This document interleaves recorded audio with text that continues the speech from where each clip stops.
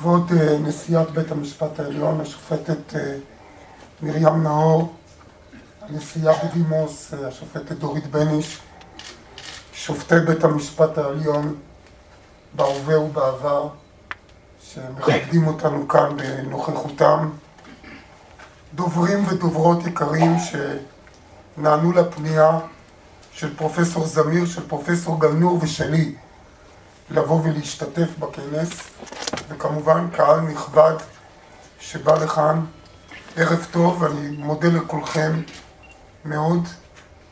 אני חייב לומר שאני נרגש.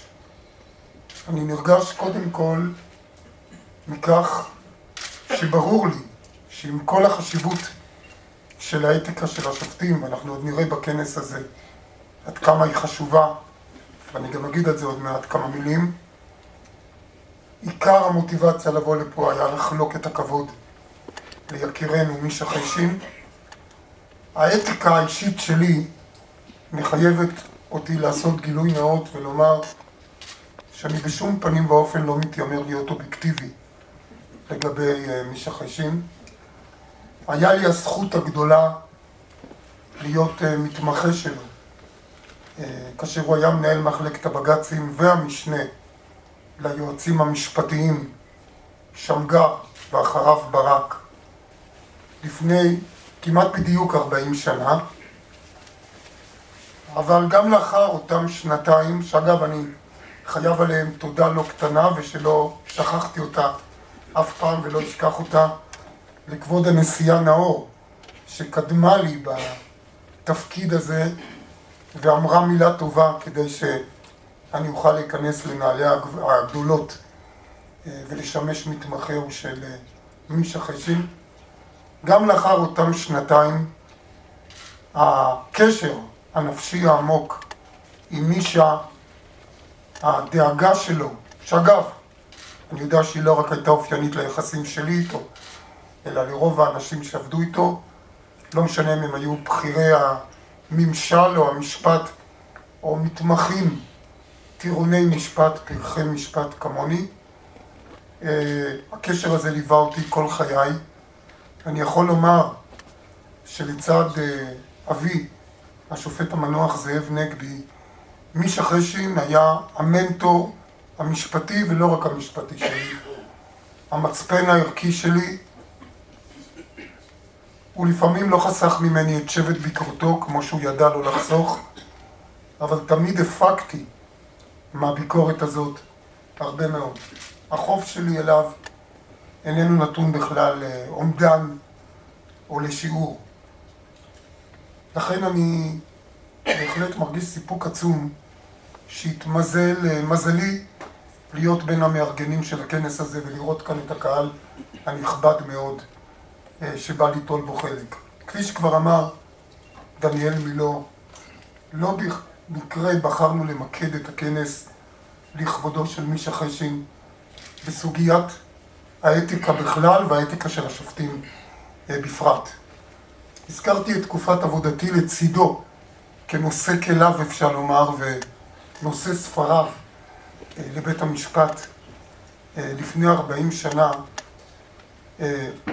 באותה תקופה כבר עמדתי על כך שאחד העקרונות שמנחים את מישה חיישין זה לדרוש מאנשי ממשל מכל הרשויות לנהוג לא רק על פי החוק אלא על פי האתיקה, לא לעשות רק מה שהחוק דורש אלא מה שראוי לעשות. אני חושב שכל מי שעבד לצידו באותה תקופה, מתמחים, פרקליטים, ויושבים פה לא מעטים כאלה, זוכר את הוויכוחים הקשים שהיו למישה, לעתים התנצחויות בקולנוע רועם, כאשר הוא פשוט סירב להגן על אנשי ממשל עוד פעם, ולא, מעולם הוא לא התרשם ממעמדם. יהיה בכיר כאשר יהיה, כאשר התנהגותם נראתה לו לא ראויה. וכשזו היה המצב, הוא אמר, אני לא אגן, תפעלו על פי מה שהעותר דורש, כי הוא צודק, אחרת לא תקבלו הגנה. לצערי, אני לא יכול לטפק, אני עיתונאי, חייב איכשהו לגעת באקטואליה.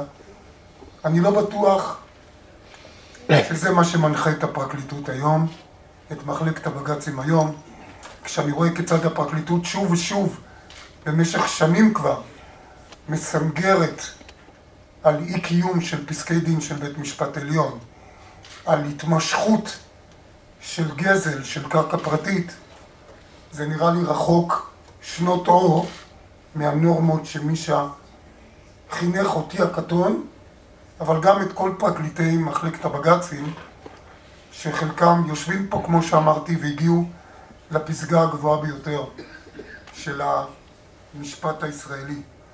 כמובן גם בהגיעו לבית המשפט העליון, השופט חשין ביטא את הרגישות הרבה שלו לנורמה הזאת, כאשר בעצם הוא היה הראשון שהכניס לפסיקה את המונח האנגלי, שלצערנו כל כך זר לתרבות הפוליטית והשלטונית בארץ, של איטיזם דן, שיש דברים שבין אם החוק מתיר אותם ובין אם החוק לא מתיר אותם, אין עושים אותם. ומישה חשין, השופט חשין, מצא את התרגום העברי או את הביטוי העברי ההולם לבטא את הרעיון של האיטיזם דן בעברית בפסוק לא יעשה כן במקומנו. והוא הוסיף, אחרי שהוא הביא את הפסוק הזה, יש מעשים ששלטון לא יעשה באשר מעשים הם אשר לא יעשו. כך מכתיבות נורמות ההתנהגות הראויה בחברה, והעושה מעשה כאותם מעשים יגונה. שוב פעם, דברים שאולי לא נשמעים מספיק היום, וחבל. לכן גם היה טבעי מאוד ומתבקש מאוד, שכאשר ביקשו לחוקק את כללי האתיקה לשופטים, לחוקק את אותם כללים שיקבלו תוקף חוקי בשנת 2007, שיעמידו בראש הוועדה את השופט חשין, שניסחה אותם. אגב, היה מאבק שהוא בעיניי מאוד עקרוני, והוא גם רלוונטי למאבקים בנושאים אתיים האחרים, למשל המאבק האקטואלי היום על קוד אתי למרצים באקדמיה, ומה מותר ומה אסור לומר בהתבטאויות באקדמיה. היה מאבק מאוד עקרוני שמישה חשין וגם יתר חברי הוועדה, הנשיאה בדימוס בני שיושבת פה, ואחרים שהיו באותה ועדה ניהלו. על פי הכוונה המקורית של המחוקק, הכוונה הייתה ששרת המשפטים היא זו שתחוקק את הכללים, והשופטים, בצדק, לדעתי זה מאוד חשוב, עמדו על כך שהכללים יחקקו על ידי נשיאת בית המשפט העליון, אכן דורית בייניש היא זו שחוקקה אותם, לאחר התייעצות עם שרת המשפטים, אבל בהחלט הפררוגטיבה שלה לקבוע את אותם כללים. אבל כמו שאמרתי, מישה חשין הוא זה שעמל על ניסוח הכללים. צריך לציין למען הצדק ההיסטורי, חשוב לציין שהנשיא שמגר ניסח כללים כאלה כבר למעלה מ-20 שנה, לא, כ-15 שנה קודם לכן, בראשית שנות ה-90, אבל הם לא קיבלו מעמד חוקי, ולכן היה צורך בנוסח החדש. ומאותה סיבה היה גם מאוד טבעי שהשופט חשין ישב בראש אותה ועדת אתיקה שתייעץ לשופטים, תיתן חוות דעת לשופטים, האם התנהגות מסוימת הולמת את הכללים, לא הולמת את הכללים, האם התנהגות מסוימת שהם רוצים לנקוט בה, או מהלך מסוים, עלול להפר את הכללים וכו'. אגב, הוא עשה את זה גם לפני שהכללים קיבלו תוקף חוקי, וגם כמובן לאחר מכן. אני רוצה לסיים במשפט אחד שהוא בעיניי מאוד מאוד חשוב, במיוחד שוב על הרקע של ההתנצחויות המאוד קשות שתמיד היו, אבל אני חושב שהיום פשוט בגלל אובדן הבושה הגיעו לרמות או לשפל, אפשר לומר, שלא ידענו בין המערכת המשפטית לבין המערכת הפוליטית. השופט חשין, גם בפסקי דין שהוא נתן בשבתו כשופט בבית הדין המשמעתי של השופטים, שהוא בסופו של דבר אחד הפורומים, נעסוק בזה המושב האחרון היום, הוא אחד הפורומים שאמור גם לאכוף את כללי האתיקה. השופט חשין בכמה פסקי דין שהוא כתב באותו פורום, וגם במבוא שהוא ניסח לכללי האתיקה, הדגיש שכללי האתיקה חשובים משתי סיבות. סיבה אחת, שופטים חורצים גורלות אדם, דיני נפשות, ולכן התנהגותם צריכה להיות מעל לכל רבב. זה מה שהמוסר דורש, שמי שחורץ גורלו של אדם יעמוד מעל לכל חשד, מעל לכל רבב. שוב פעם, לא רק חשד חוקי, לא רק חשד או רבב פורמלי, אלא גם מעל לכל רבב אחר. שנית, וזו הנקודה שאני רוצה להדגיש, אמר השופט חשין, בלי ששופטים ישכנעו ביושרה שלהם, עוד פעם, לא רק בכך שהם שומרים על החוק, אלא ביושרה שלהם, בהגינות שלהם, באתיקה שלהם, הציבור לא יאמין בהם, ובלי אמון ציבורי, מערכת המשפט לא תשרוד.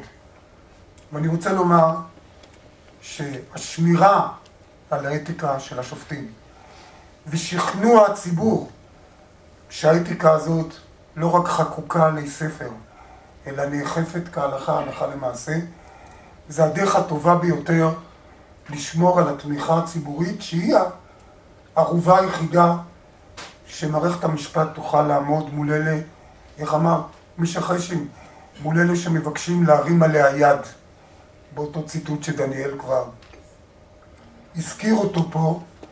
כבר אמר השופט פרנקפורטר, היהודי האמריקאי, שלרשות המבצעת יש חרב, לרשות המחוקקת יש ארנק, לרשות השופטת אין חרב ואין ארנק, כל מה שיש לה זה התמיכה המוסרית של הציבור. כלומר זה שהפוליטיקאים יפחדו לפגוע בבית המשפט כי הם ידעו שהציבור יתקומם. אבל כדי שזה יתקיים, הציבור צריך להיות משוכנע ב1,000,000%, לא רק ב100%, שהשופטים הם ישרים והגונים ב100%. לכן אני מאוד מקווה שהכנס הזה, שבו נקבל הסברים על הכללים וגם נעסוק באכיפה שלהם, יתרום את תרומתו גם למטרה החשובה הזאת. שוב תודה רבה לכולם ושיהיה לנו יום מעשיר. תודה.